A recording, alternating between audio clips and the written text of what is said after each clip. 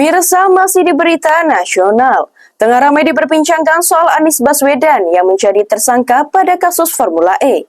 Penelusuran atas dugaan korupsi penyelenggaraan Formula E oleh Pemprov Jakarta di Komisi Pemberantasan Korupsi atau KPK masih terus bergulir sejak akhir Oktober 2024 lalu. Berikut berita selengkapnya di Berita Nusantara. Tengah ramai diperbincangkan soal Anies Baswedan yang menjadi tersangka pada kasus Formula E. Penelusuran atas dugaan korupsi penyelenggaraan Formula E oleh Pemprov Jakarta di Komisi Pemberantasan Korupsi atau KPK masih terus bergulir sejak akhir Oktober 2024 lalu.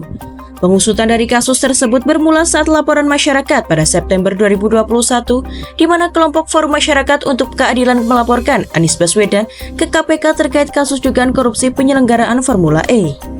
Kabar terkait dugaan korupsi Formula E yang menyeret nama mantan Gubernur Jakarta, Anies Baswedan ini juga terdengar di Komisi Pemberantasan Korupsi atau KPK. Juru bicara KPK Tessa Mahardika Sugiarto mengatakan bahwa ia tidak mempunyai informasi tersebut. Ia juga mengatakan bahwa sejauh ini belum ada informasi yang diketahui mengenai kasus Anies Baswedan yang ditetapkan sebagai tersangka dalam kasus Formula E. Penetapan tersangka tersebut dilakukan setelah sebelumnya Anies Baswedan diperiksa selama hampir 7 jam.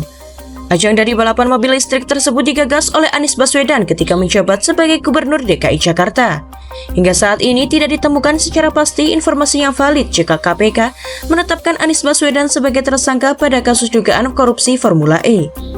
Diketahui bahwa KPK sendiri sebelumnya sudah meminta klarifikasi dari Anies Baswedan mengenai dugaan korupsi Formula E.